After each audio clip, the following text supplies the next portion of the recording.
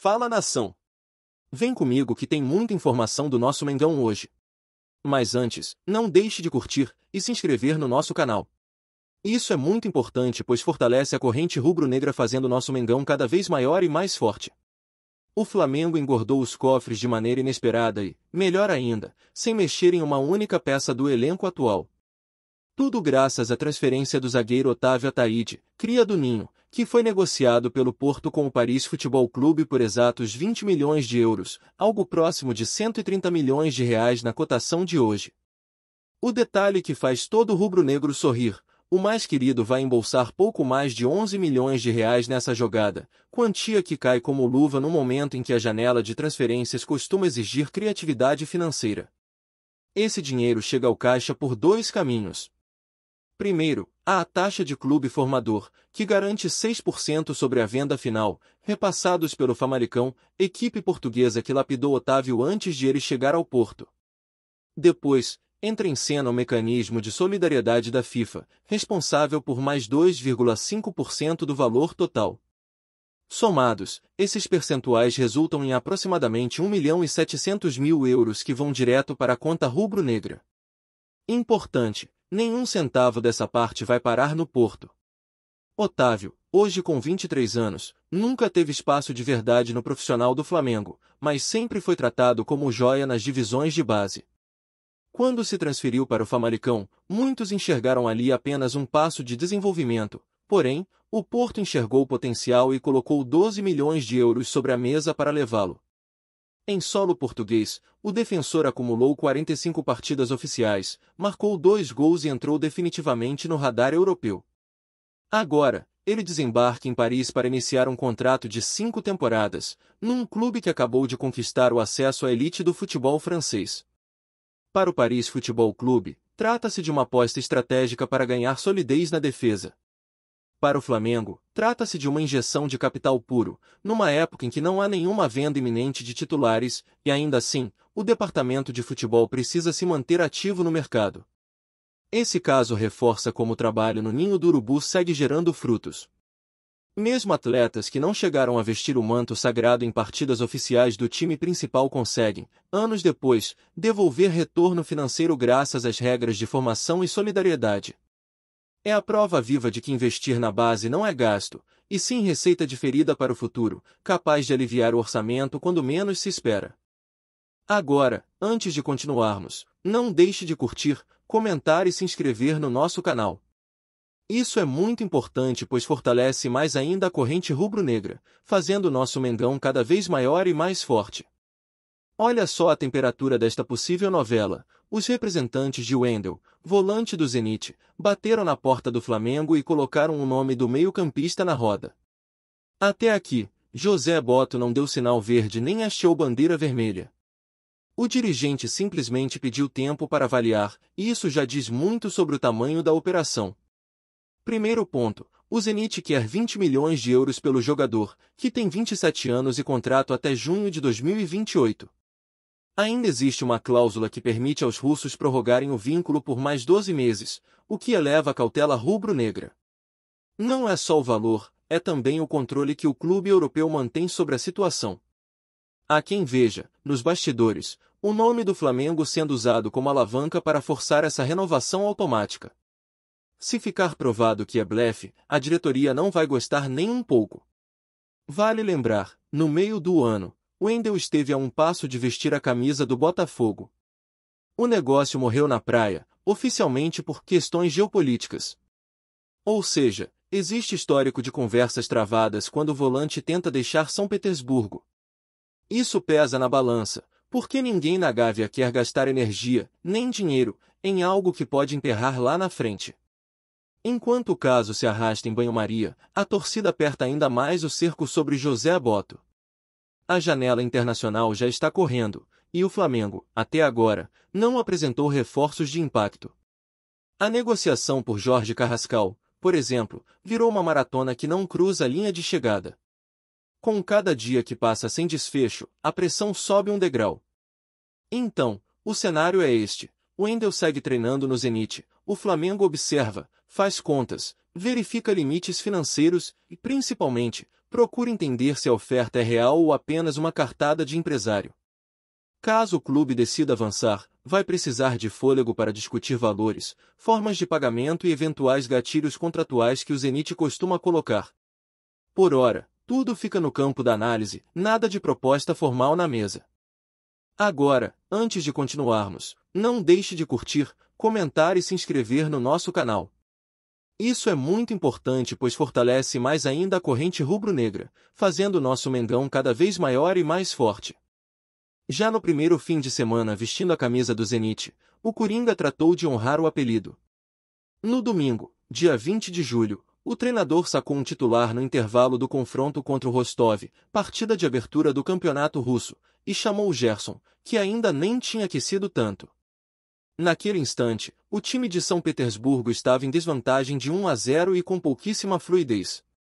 O brasileiro entrou, posicionou-se inicialmente como segundo homem de meio, pediu a bola, girou de costas, acelerou a transição e, em questão de poucos minutos, deu novo pulso à equipe. O Zenit empatou, ganhou o campo e virou para 2-1, inflamando as arquibancadas frias e, claro, incendiando os comentários dos rubro-negros aqui no Brasil. Os números da estreia ajudam a entender o barulho. Em exatos 50 minutos em campo, Gerson registrou 89% de precisão nos passes, foram 32 certos em 36 tentativas. Teve 40 ações com a bola, nenhuma entrega perigosa que comprometesse a defesa, e ainda participou da construção das jogadas que resultaram nos 2 gols. Mesmo sem finalizar, ocupou vários setores, cobriu laterais, encostou nos zagueiros para iniciar a saída de jogo e apareceu como elemento surpresa na entrada da área adversária, justificando passo a passo o rótulo de Coringa, preenche espaços, faz o time respirar e muda o ritmo. As câmeras flagraram o meio-campista com semblante sério antes de pisar no gramado, um indício de concentração absoluta. Depois do apito final, clipes de um toque de primeira no círculo central, seguido de um desarme limpo e um passe vertical na mesma sequência, viralizaram em segundos. Torcedores russos elogiaram a personalidade, flamenguistas, mesmo do outro lado do planeta, celebraram ao ver que aquela elegância com o manto sagrado permanece intacta nos novos ares. Não custa recordar, Gerson trocou o futebol brasileiro pelo Zenit depois do pagamento integral da multa rescisória, atraído por um salário considerado astronômico no velho continente. O planejamento interno prevê que ele se torne peça central do esquema em pouquíssimo tempo, e essa estreia, transformada em roteiro de impacto, parece o primeiro passo firme nessa direção. Agora, antes de continuarmos, não deixe de curtir, comentar e se inscrever no nosso canal. Isso é muito importante pois fortalece mais ainda a corrente rubro-negra, fazendo nosso Mengão cada vez maior e mais forte. O Flamengo realmente pegou todo mundo de surpresa na noite da última segunda-feira, dia 21, ao avançar forte na contratação do meio-campista espanhol Saúl Ñíguez, de 30 anos. Estamos falando de um jogador de grande peso no futebol europeu, com uma carreira consolidada e mais de 400 jogos com a camisa do Atlético de Madrid. Saúl também teve uma passagem recente pelo Sevilha, por empréstimo, mas agora vai se desligar em definitivo do clube madrilenho. O plano inicial era que Saúl só desembarcasse no Rio de Janeiro na quarta-feira, dia 23. Mas a informação mais atualizada indica que o jogador decidiu antecipar sua chegada. Ele já está vindo direto de Madrid e deve pisar em solo carioca ainda nesta terça-feira, dia 22. A programação do Flamengo já está toda montada, na quarta-feira ele será submetido aos exames médicos, e se tudo correr bem, logo em seguida assinará contrato com o clube. O vínculo será de 3 anos, ou seja, um compromisso de médio prazo com o rubro-negro, que segue reforçando o elenco agora sob o comando de Felipe Luiz. E não é exagero dizer que essa contratação causou impacto no futebol brasileiro, tanto pela experiência quanto pela qualidade que Saúl carrega. Vale destacar que ele teve uma proposta em mãos do Trabzonspor, da Turquia, mas optou por não seguir com as conversas. Alegou motivos pessoais para recusar e, no fim das contas, escolheu o projeto esportivo apresentado por José Botto. Com isso, decidiu vestir o manto sagrado e reforçar o meio-campo do Flamengo. E tem mais um detalhe importante, o clube não precisou desembolsar nenhum valor pelos direitos econômicos do jogador. Mesmo com mais um ano de contrato restante com o Atlético de Madrid, Saúl conseguiu a liberação e chegará ao Flamengo sem custos, o que torna a negociação ainda mais valiosa do ponto de vista estratégico. Depois da chegada de Jorginho, o Flamengo soma mais um nome de peso com experiência internacional e boa avaliação no mercado europeu. A expectativa é de que ele assuma um papel importante na articulação do meio-campo, especialmente após a saída de Gerson. Agora, antes de continuarmos, não deixe de curtir, comentar e se inscrever no nosso canal. Isso é muito importante pois fortalece mais ainda a corrente rubro-negra, fazendo nosso Mengão cada vez maior e mais forte. A vitória rubro-negra por 1-0 sobre o Fluminense garantiu os 3 pontos, mas a sirene de alerta continuou berrando dentro do Maracanã. O Flamengo finalizou pouquíssimo, passou boa parte da noite sem criatividade, e se não fosse aquela intervenção salvadora de Pedro, lá pelos 40 minutos da etapa final, a história poderia ter tomado um rumo muito mais amargo. O centroavante, que ficou fora dos 2 compromissos anteriores por decisão de Felipe Luiz, voltou faminto, pegou a bola de primeira e estufou a rede, cena de cinema para quem vinha carregando pressão nos ombros. Mesmo felizes com o resultado, os torcedores saíram do estádio e, quase como um reflexo, abriram o celular para reclamar da escassez de reforços. A janela internacional já está aberta há 11 dias, e, até agora, nada de nome de impacto chegando na Gávea. Para piorar, Gerson foi embora para o Zenit e não apareceu ninguém para ocupar a vaga no meio-campo. Quem virou alvo da insatisfação? José Botto, diretor de futebol, acusado pela nação de lentidão, indecisão e promessas que não se concretizam. Nesse contexto surge a novela mais quente do momento, Wesley.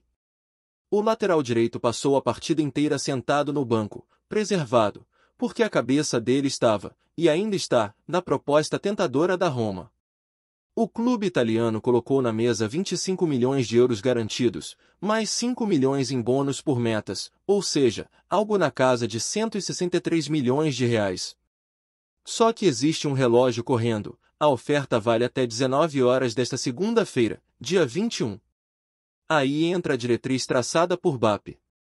A cúpula avisou que só libera Wesley depois de fechar com um substituto. Esse, porém, explodiu no vestiário no domingo. Bastidores contam que o jovem lateral, de apenas 21 anos, desabou, chorou de frustração e relembrou a promessa feita em janeiro. Se chegasse proposta robusta no meio do ano, o caminho para a Europa estaria aberto. Os representantes do atleta passaram a manhã inteira no ninho do urubu, ouviram Botto afirmar que o Flamengo não repetirá o erro de vender primeiro e comprar depois, mesmo que isso emperre a transferência.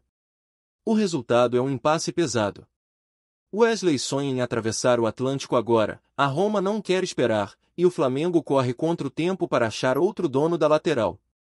Se não aparecer uma solução convincente nas próximas horas, o negócio pode derreter, e o garoto terá de retomar a rotina por aqui, convivendo com a frustração, o burburinho da torcida e a desconfiança de quem vê a chance de um salto na carreira escorrer pelos dedos. Agora, antes de continuarmos, não deixe de curtir, comentar e se inscrever no nosso canal.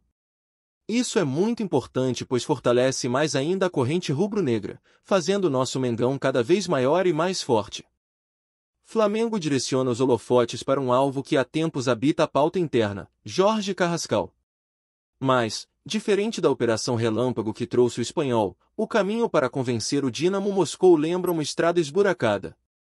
Desde antes do Mundial de Clubes, muita gente nos bastidores já falava do talento do colombiano e de como ele se encaixaria na engrenagem de Felipe Luiz. O interesse rubro-negro, afinal, nunca foi segredo. Só que o avanço nas tratativas não acompanha a ansiedade da torcida. O Dínamo abriu a pré-temporada e, mesmo com o elenco em plena rotina de treinos, não apresentou a flexibilidade que o Flamengo esperava. O principal gargalo atende pelo nome de garantias bancárias. A direção russa quer papel timbrado e assegurado, enquanto o departamento de futebol da Gávea avalia riscos, formas de pagamento e impacto no orçamento anual. José Botto até cogitou uma proposta revisada, mas cada vírgula demanda estudo, porque qualquer deslize financeiro pesa lá na frente. Assim, o processo avança a passos curtos, quase compassados. Segundo Vene Casagrande, nada mudou na rotina de Carrascal, ele segue almoçando com o elenco, participando de todas as atividades, da porta para dentro, age como se a temporada inteira fosse disputada em Moscou. Esse detalhe aumenta a sensação de marasmo, pois dá a entender que o Dínamo não sente pressa alguma em liberá-lo. Enquanto isso, o Flamengo não tira os olhos do calendário da janela de transferências. Nos corredores do Ninho, o sentimento é de que a negociação ainda está viva, mas precisa de um empurrão extra para ganhar ritmo. Felipe Luiz enxerga no meia colombiano um nome capaz de dinamizar o setor ofensivo, sobretudo depois da saída de peças importantes, e a diretoria reconhece a necessidade de injetar sangue novo no meio-campo. Carrascal, vale recordar, tem contrato até junho de 2027. Até agora, soma 64 partidas com a camisa do Dínamo, 9 gols anotados e 12 assistências distribuídas. Números que só reforçam o porquê de o Flamengo insistir tanto. Por outro lado, esses mesmos números alimentam a firmeza dos russos na hora de negociar. A cada dia sem notícia, a nação abre as redes sociais, cobra José Boto e pergunta: quando sai o desfecho dessa novela? Por enquanto, a resposta permanece em aberto, mas a esperança dentro do CT ainda não perdeu fôlego. Então é isso. Essas foram as notícias do dia. Um forte abraço e saudações rubro-negras.